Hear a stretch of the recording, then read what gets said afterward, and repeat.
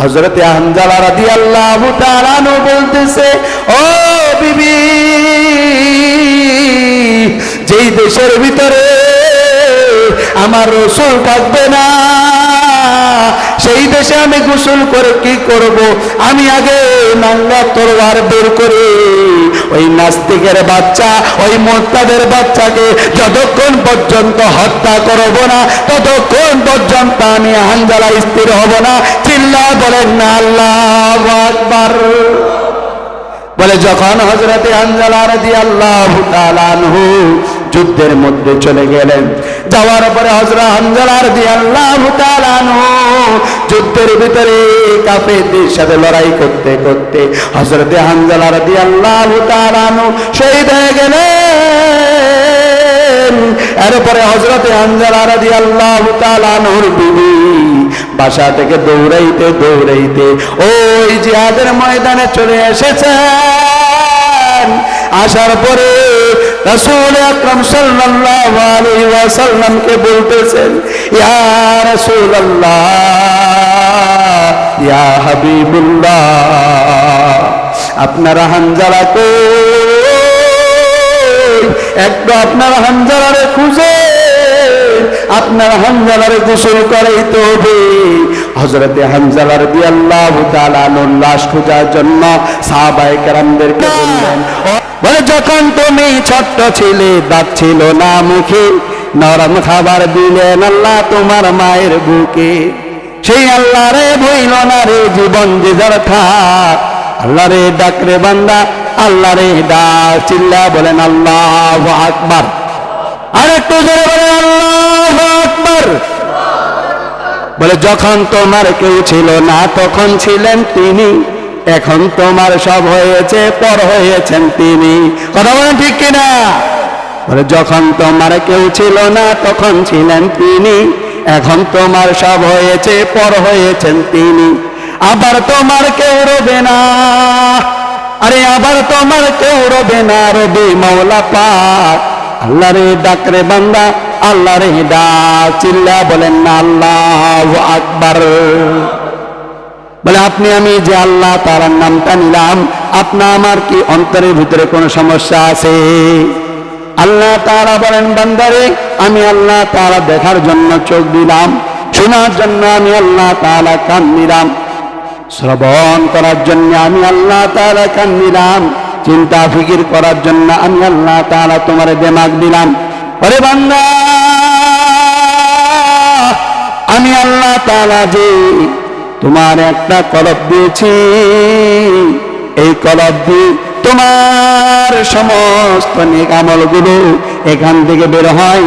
একটা গোশতের টুকরা আছে, এই গোশতের টুকরায় যদি আপনি আমি ভালো জিনিস ঢেলতে পারি, আপনা আমার ওই গোশতের টুকরা থেকে কিন্তু ভালো জিনিস বের হবে। কথা বলেন ঠিক কিনা? আপনাদেরকে আমি একটা কথা বলি, একটা ফর্ম হাতে নিয়েছেন, এই ফর্মের ভিতরে যখন আপনি দুধ ঢালবেন তখন চিপার পরে কিন্তু ওই ফর্ম থেকে দুধে বের হবে। কথা বলেন ঠিক কিনা? একটা ফর্মের ভিতরে যদি পানি দেন, কিছুক্ষণ পরে ওই ফর্মটা একটু চাপ মারেন, তাহলে ওই ফর্ম থেকে কি বের হবে বলেন তো? পানি বের হবে। একটা ফর্মের ভিতরে যদি প্রসাদ দেন, ওই ফর্মটা চিপ দিবেন, চিপ দেওয়ার পরে কি বের হবে? প্রসাদ বের হবে। আমার মূল উদ্দেশ্য হলো, বান্দারে আল্লাহ তাআলা প্রতিটা মানুষের একটা কলব নামে জিনিস দিয়েছেন। এই কলবটা এমন সুন্দর জিনিস এবং এমন নরম জিনিস, ওলামায়ে কেরাম বলে এটা একটা ফর্মের মতো। এই ফর্মের ভিতরে আপনি আমি যদি ভালো জিনিস রাখি, আপনা আমার ওই ভালো জিনিস থেকে আপনি আমি মারা যাওয়ার সাথে সাথে ভালো জিনিস বের হবে। কথা বলেন ঠিক কিনা? আজকে দুনিয়ার মানুষ বাংলার জন্য পাগল, ইংরেজির জন্য পাগল। কথা বলেন ঠিক কিনা? বলে বাচ্চাদেরকে স্কুলে দিয়ে দেয়, ইংলিশ মিডিয়ামে দিয়ে দেয়, কলেজে দেয়, ইউনিভার্সিটিতে দেয়, কোনো সমস্যা নাই। আমার কথা হলো, ওরে দুনিয়ার মানুষ, স্কুল পড়ানো এটা তুমি বুঝলা, কলেজে পড়ানো এটা তুমি বুঝনা, ইংলিশ মিডিয়ামে পড়ানো এটা তুমি বুঝনা, কিন্তু কাল কিয়ামতের দিন তুমিও থাকবা না, আমি হুজুরে থাকবো না, কাল কিয়ামতের দিন আল্লাহ বলবে না তুমি কোন ইংলিশ মিডিয়ামে পড়ছো? বলবে কোন ইংলিশ মিডিয়ামে পড়ছো, কোন স্কুলে পড়ছো, কোন প্রাইভেট কলেজে পড়ছো, কোন ইউনিভার্সিটিতে পড়ছো? আল্লাহ বলবে বান্দা দুনিয়ার ভিতরে তোমার রব কে ছিল? মার রব্বুকা। কি বলবে? মার রব্বুকা। মান রব্বুকা বলে তোমার রব। মান রব্বুকা তোমার। কাল কিয়ামতের দিনে বান্দা বলবে হা হা লা আদরি লা আদরি, আমি তো কিছুই জানি না। আমার মা আমারে স্কুলে না গেলে মাইর দিত, কলেজে না গেলে মাইর দিত, প্রাইভেটে না গেলে মার দিত, কিন্তু আমার মা আমার বাবা কোনোদিন আমাকে মক্তব না যাওয়ার জন্য মাইর দেয়, মসজিদে না যাওয়ার জন্য মার দেন। এক মুফতি সাহেবকে জিজ্ঞাসা করছেন,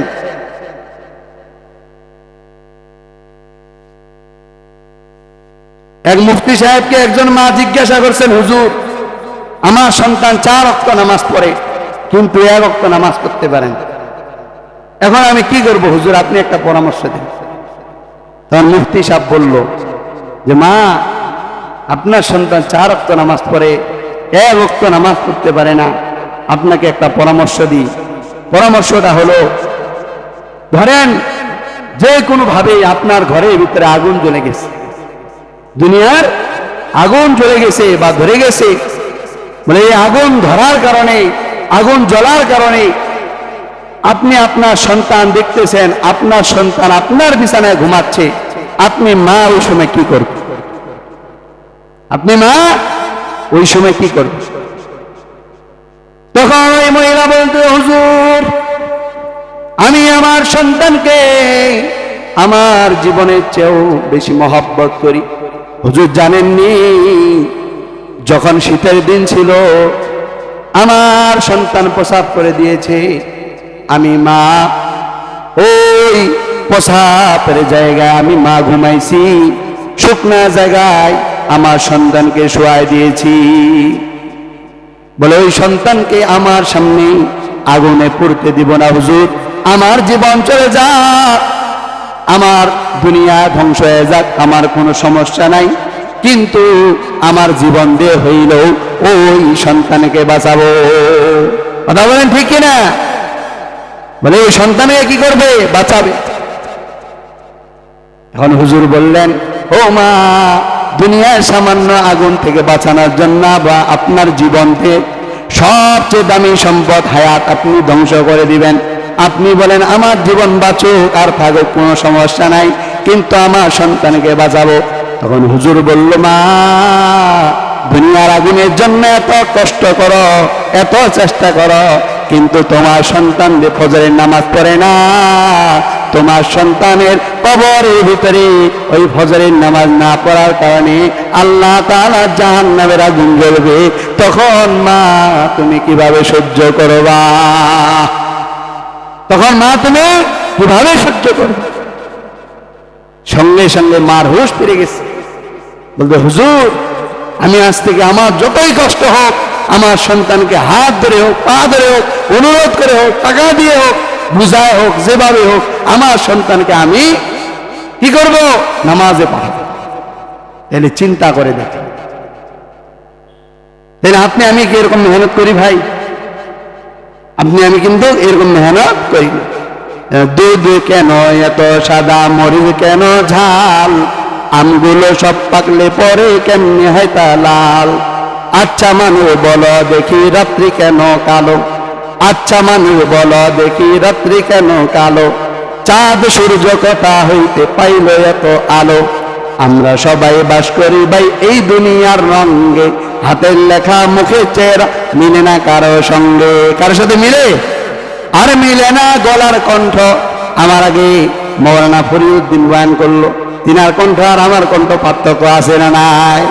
বলে আর মিলে না গলার কণ্ঠ, বিদ্যা আঙুলের টিপ, আল্লাহ তাআলা একজন আছেন প্রমাণ হলো, ঠিক বলেন না? আল্লাহু আকবার। তাহলে চিন্তা করে দেখেন, আল্লাহ তাআলা একজন আছেন, আল্লাহ তাআলার সৃষ্টির সাথে কারো তুলনা করা যাবে না। তাইলে আমরা কোথা থেকে শুরু করলাম আলোচনা? আমাদের এগুলো বুঝতে হবে। 1 নম্বর আলোচনা করছি, আল্লাহ তাআলা আপনাকে আমাকে দুনিয়ায় পাঠাইছেন, আল্লাহ তাআলা আপনাকে আমাকে দুনিয়ায় সৃষ্টি করেছেন, আল্লাহ তাআলা আপনাকে আমাকে নিয়ামত দিয়েছেন। কিরকম নিয়ামত? আপনি আমি চোখ পাইছি, আপনি আমি মুখ পাইছি, আপনি আমি কান পাইছি, আপনি আমি জবান পেয়েছি, আপনি আমি হাত পেয়েছি, আপনি আমি পা পেয়েছি। আপনি আমি যদি অস্বীকার করি, আল্লাহ বলেন আলাম নাজআল লাহু আইনাইন ওয়া লিসানান ওয়া শাফাতাইন ওয়া হাদাইনাহুন নাজদাইন। চিল্লায় বলেন না আল্লাহু আকবার।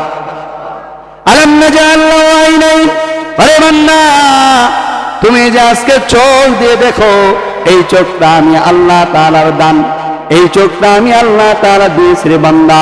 এই চোখ দিয়ে তুমি এই যে ফুটবল খেলা চলতেছে, এই ফুটবল খেলা তোমরা দেখতেছো, আজকে মনে করতেছো আমার চোখ আমি দেখব, আমার দিমাগ আমি সময় কাটাবো, আমার যা মন চাবে তা আমি করব। আল্লাহ তাআলা বলেন বান্দারে, আমি আল্লাহ তাআলা তোমার চোখটা এই জন্য আমি আল্লাহ তাআলা দেই নাই। ওই নেইমারকে ভালোবাসবা এই জন্য আমি দেই নাই, ওই মেসিকে ভালোবাসবা এই জন্য তোমারে দেই নাই। আমি আল্লাহ তাআলা তোমারে চোখ দিয়েছি একমাত্র আমার নিয়ামতগুলো দেখে দেখে আমাকে বিশ্বাস করবা, এবং আমি আল্লাহ তাআলা যেই কোরআন দিয়েছি এবং হাদিস দিয়েছি, এই কোরআন এবং হাদিসগুলো পড়ে পড়ে আমল করার চেষ্টা করবা। কথা বলেন ঠিক কিনা? যদি আপনি আমি আমল করতে পারি, আল্লাহ তাআলা বলেন লা খাউফুন আলাইহিম ওয়া লা হুম ইয়াহজানুন। আল্লাহু আকবার। আল্লাহ রাব্বুল আলামিন বলেন বান্দারে, তোমার জন্য কোনো ভয় নাই, তোমার জন্য কোনো চিন্তার কারণ নাই। আল্লাহ তাআলা তোমাদের জন্য চিরস্থায়ী জান্নাতের ব্যবস্থা রাখছে। চিল্লায় বলেন না সুবহানাল্লাহ। আপনি আমি জান্নাত চাই না নাই? কে কে জান্নাত চাই? একটা হাত তুলি, হাত তুলি সবাই। আমিও জান্নাত যাব, সবাই হাত তুলি। আল্লাহ তুমি এই নাজিরাগঞ্জ এলাকার যতগুলো মুসল্লি এখানে হাত তুলেছে, আল্লাহ তুমি সবাইকে জান্নাতি হিসাবে কবুল করে নাও। সবাই বলেন আল্লাহুম্মা আমিন। আরেকটু জোরে বলেন আল্লাহুম্মা আমিন। যারা এখনো পর্যন্ত আসতে পারে নাই, আল্লাহ তাদেরকে তুমি আসার তৌফিক দান করো। সবাই বলেন আল্লাহুম্মা আমিন। আল্লাহ তোমার এখানে তোমার বান্দারা কত কষ্ট করে আজকে এত সুন্দর আয়োজন করছেন, এই আয়োজনের উসিলায় এই গ্রামের প্রত্যেকটা মুসলমান নর এবং নারী, পুরুষ এবং মহিলাকে দ্বীনের জন্য কবুল করো। সবাই বলেন আল্লাহুম্মা আমিন। হাত নামান, আপনাদেরকে কষ্ট দিয়ে দিলাম, রাগ করবেন না। দ্বীনের জন্য আলোচনা চলবে না ছেড়ে দিব? আলোচনা শুনলে মজা লাগে, কিন্তু আমল করলে কষ্ট লাগে। কি বলেন? আপনি আমি অনেকে মোবাইল চালু করি, করার পরে ঘুমায় যাই না? দেখেন দেখতে দেখতে শুনতে শুনতে ঘুমায় গেছে। মেয়ের দ্বারা কি ফায়দা হবে? আমি কিন্তু প্রথমে 4টা কথা বলছি, যে যখনই আলোচনা শুনবেন, 1 নাম্বার আপনাকে আমাকে মুতাকাল্লিমের দিকে, যিনি কথা বলবে তিনার দিকে তাকায় তাকায় শুনতে হবে। উদাহরণ দিচ্ছেন ওলামায়ে কেরাম, যে একটা টিউবওয়েলের ভিতরে একটা মুখ আছে, ওই মুখের মধ্যে যদি আপনি কলস বা বালতি বা জগ না দেন, আপনি সারাদিন চিপেন, তা আপনার ওই জগের ভিতরে বা মগের ভিতরে বা বালতির ভিতরে পানি যাবে বলে সরাসরি ওই টিউবওয়েলের মুখের ভিতরে দিতে হবে। তাহলে অল্প চাপ দিবেন, তা আপনার আমার ওই বালতির ভিতরে জগের ভিতরে পানি ভরাট হয়ে যায়। এই জন্য এই ছোট বাচ্চারা যারা মাদ্রাসা পড়ে না, তাদেরকে 1 নম্বর হাদিস শিখায়, আখলিস দীনাকা ইয়াকফিকাল আমালুল কালিল। তোমার ঈমানকে খাঁটি করো, অল্প আমল এই নাজাতের জন্য যথেষ্ট হই। হাদিসটা কিন্তু মারাত্মক। তোমার ঈমানকে খাঁটি করো, অল্প আমল এই নাজাতের জন্য যথেষ্ট হই। আগে আমাদের পঞ্চগড় সদরের মার্কাজের ইমাম সাহেব ছিল মাওলানা আব্দুল্লাহ আল মামুন সাহেব। তিনি বলতেন, একটা লোক 200 রাকাত নামাজ পড়ে, আর একটা লোক 2 রাকাত নামাজ পড়ে।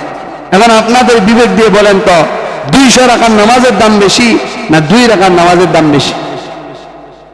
200। আমাদের হিসাব অনুযায়ী কি 200। এখন এখানে পার্থক্য আছে। পার্থক্য হলো যে ব্যক্তি 200 রাকাত নামাজ পড়েছে সেই ব্যক্তি গোসলও করে নাই, ওযুও করে। তার নামাজটা আল্লাহর দরবারে কি কবুল হয়ে গেছে?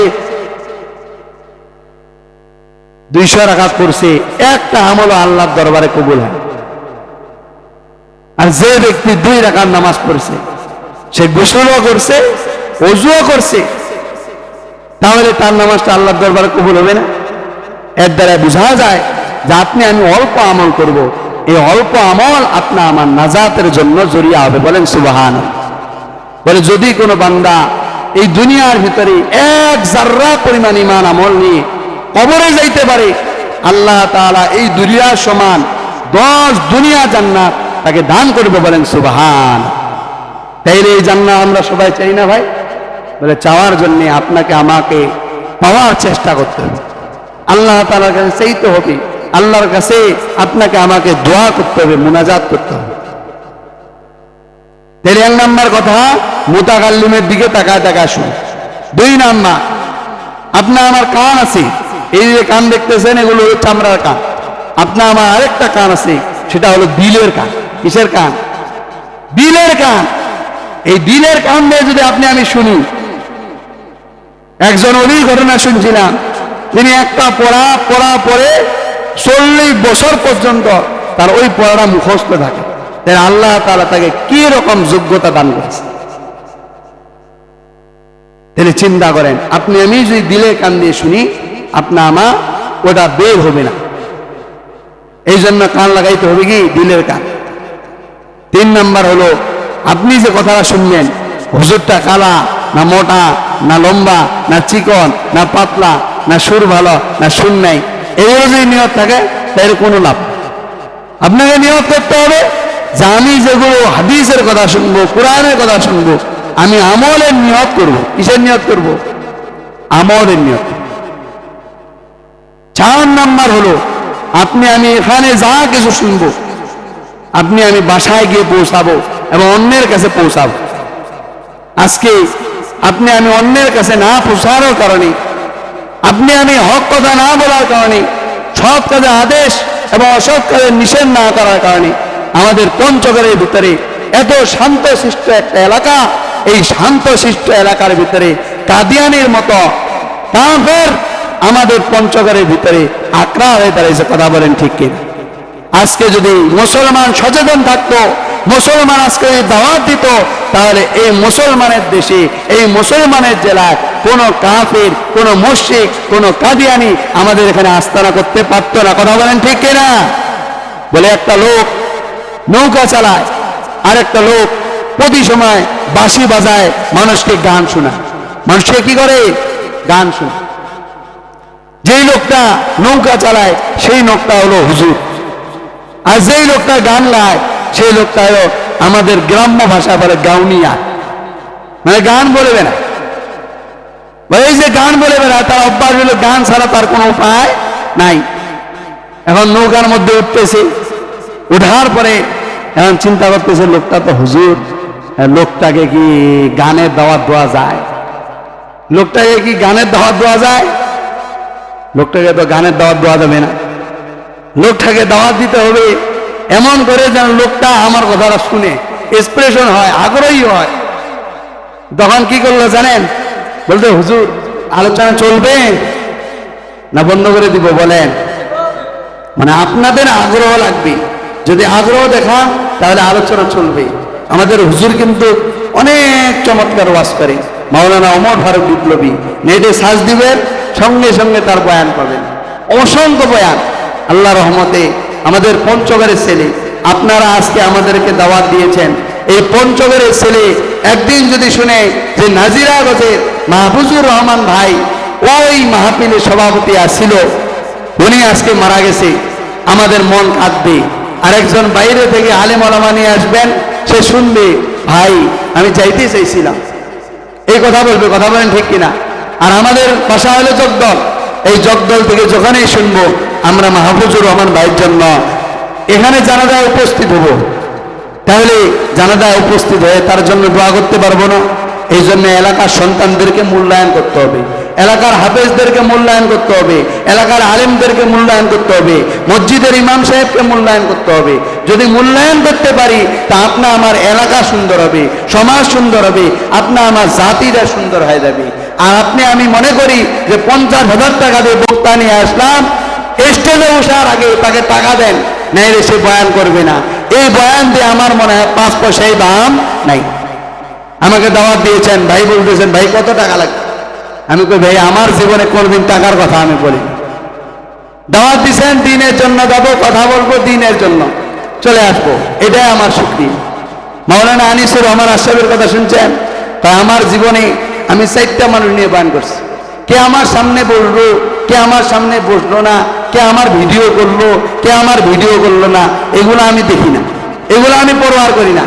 দিনের কথা বলি, এটাই আমার জন্য শ্রেয় উত্তম। আসরের পর বয়ান দিল না, মাগরিবের পর বয়ান দিল না, এশার পর বয়ান দিল, এটা আমার দেখার বিষয়। বয়ান দিছে, আল্লাহর রহমতে দ্বীনি কথা যতটুকু পারি বলার চেষ্টা করব, এটাই হলো দ্বীনের কাজ। ভাই এই যে তবলিগওয়ালাগুলো আসে না, অনেকে দেখতে পারে না। আমার মনে হয় এই তবলিগগুলো যারা আসে, তবলিগওয়ালাগুলো ওরা আসে নিজের টাকা নিয়ে, নিজের সংসার ফেলে, নিজে এলেম শেখার জন্য আসে। বলে না যে আপনাদেরকে শেখানোর জন্য আসে, বলে বলে তো বলতেছিলাম একজন হুজুর আর একজন কি গান বলে। এই হুজুর নৌকার ভিতর নৌকা চালাচ্ছে, আর এই হুজুর বলতেছে ভাই আপনাকে একটা কথা বলতে চাই। বলে কি কথা? যদি রাগ না করেন, বেয়াদবি না মনে করেন, তাইলে আপনাকে কথাটা বলবো। তখন বলতেছে ভাই আপনি তো পেজ লাগাই দিলেন যে বেয়াদবি কথা মানে, আচ্ছা ঠিক আছে বলে। হুজুর আপনাকে আমি একটা গান শোনাতে চাই। কি শোনাতে চাই? গান শোনাতে চাই। হুজুর কপালে হাত দিয়ে দিছে। আল্লাহ, আমি হুজুর যদি আজকে তাকে ইসলামের কথা দাওয়াত দিতাম, দ্বীনের কথা দাওয়াত দিতাম, এই গানওয়ালা ব্যক্তি আমাকে গান শোনার দাওয়াত দিত না। কথা বলেন ঠিক কিনা?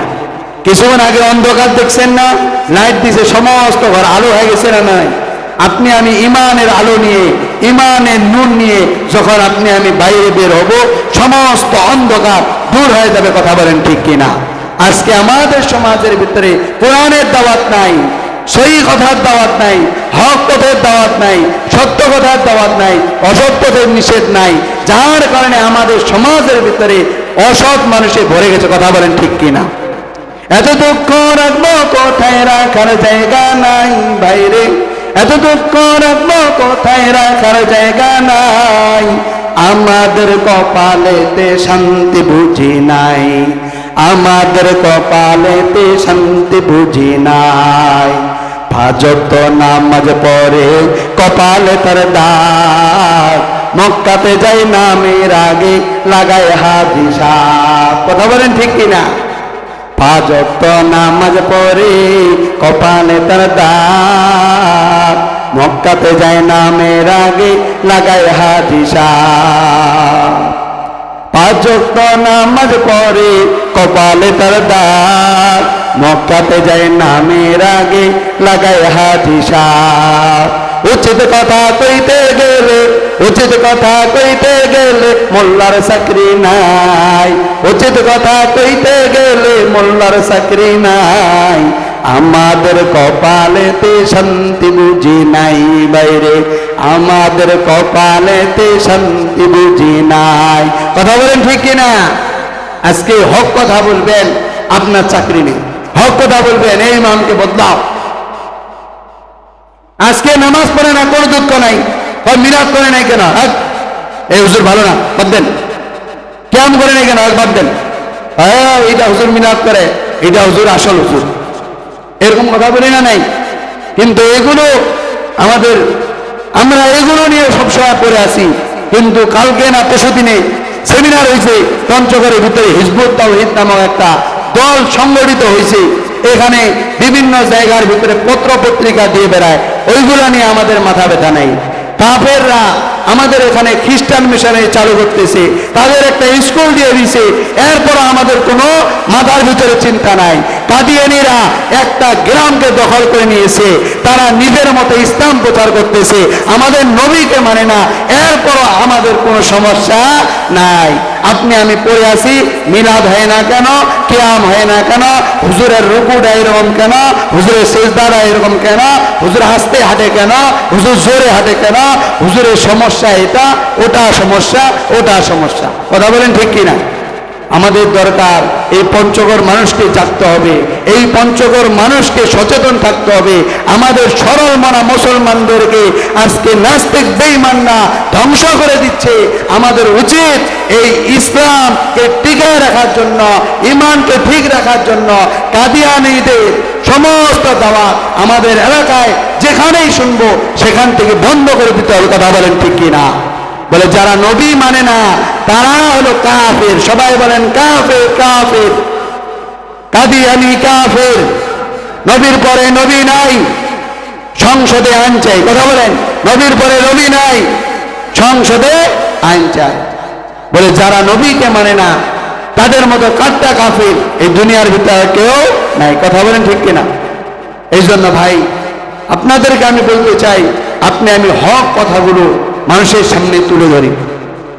আজকে আপনাদের এদিকে আসলাম, দেখলাম, আমি তো বাজারগুলোর নাম অত জানি না, এদিকে আমার আশা হয় কম, তো দেখলাম বিশাল বড় ব্রাজিলের পতাকা টাঙ্গাইছে, বিশাল বড় আর্জেন্টিনার পতাকা টাঙ্গাইছে। কিন্তু দুঃখ হলো ওই আর্জেন্টিনা যেই দেশে বাড়ি, ওই ব্রাজিল দেশে সে বাড়ি, ওই দেশে দুঃখজনক মুসলমানদেরকে আজান দিতে দেয় না, মুসলমানদেরকে নামাজ পড়তে দেয় না।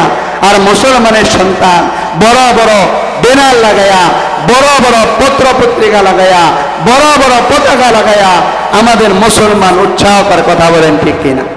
দুঃখ লাগে ভাই।